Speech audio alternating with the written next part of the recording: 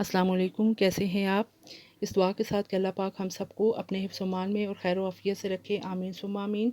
आज मैं आपके साथ बहुत ही मज़ेदार मीठे की रेसिपी को शेयर कर रही हूँ, जो कि बहुत ही टेस्टी और लज़ीज़ बनकर तैयार होगा। और यकीन माने आप इसको एक दफ़ा बनाएंगे तो आपके घर वाले बार बार इसको बनाने की फ़रमाइश करेंगे।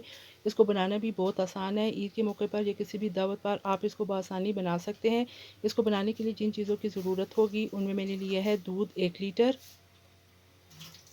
4 अदद मैंने केक रस लिए हैं, 3 टेबलस्पून कस्टर्ड पाउडर किसी भी कंपनी का आप ले सकते हैं, कलर वाली सेवइयाँ 5 टेबलस्पून। चलिए जी आज की रेसिपी को बनाना शुरू करते हैं। बिस्मिल्लाहिर्रहमानिर्रहीम। एक कढ़ाई के अंदर मैंने 1 लीटर दूध को शामिल कर दिया है। साथ मैंने दूसरी कढ़ाई ली है, उसमें भी हाफ़ लीटर मैंने पानी डाला है। जैसे ही पानी में उबाल आना शुरू हो जाए आप सेवइयाँ इसके अंदर डाल दें। इनको हमने अच्छे तरीके से बॉयल कर लेना है। सेवइयाँ डाल के आपने मुसलसल चम्मच चलाना है कि ये नीचे चिपके ना पैंदे के साथ। ये देखिए जी इसमें उबाल आना शुरू हो चुका है। आपने इतना पकाना है कि ये गल जाए। और दूसरी तरफ देखें जी दूध में उबाल आना शुरू हो गया है। 1/4 टीस्पून आपने इलायची पाउडर दूध के अंदर शामिल कर देना है। फ्लेम को आपने मीडियम रखना है।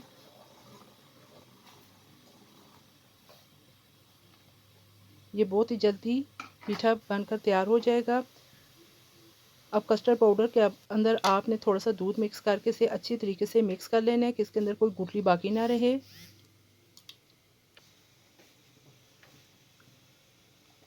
अब इस दूध के अंदर आपने कस्टर्ड पाउडर को आराम आराम से इस तरीके से शामिल करना है। साथ में आपने मुसलसल चम्मच भी चलाना है। अगर चम्मच आप नहीं चलाएंगे तो इसके अंदर गुठलियाँ बन जाएंगी, इसलिए मुसलसल आपने चम्मच चलाना है। 2 से 3 मिनट तक आपने इसको अच्छे तरीके से पकाना है ताकि कस्टर्ड का जो कच्चापन है वो ख़त्म हो जाए। 5 टेबलस्पून आपने इसके अंदर चीनी के शामिल कर देने हैं। चीनी आप अपने मर्ज़ी के मुताबिक कम या ज़्यादा कर सकते हैं, लेकिन इतने के लिए मुनासिब है 5 टेबलस्पून। ये देखिए जी कस्टर्ड आहिस्ता आहिस्ता गाढ़ा होना शुरू हो चुका है और अब इसके अंदर बबल आना भी शुरू हो चुके हैं। अब इस तरीके से आप किसी भी बर्तन के अंदर इस तरह केक रस लगा लें।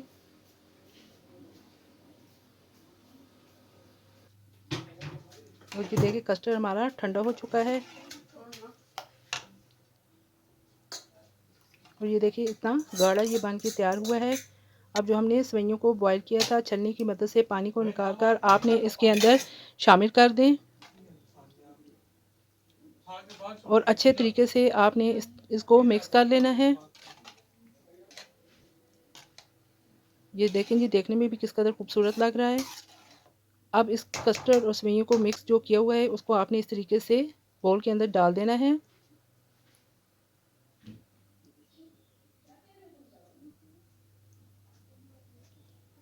और इस तरीके से आपने आम को काट कर इस तरीके से छोटे छोटे पीसों में डाल दें।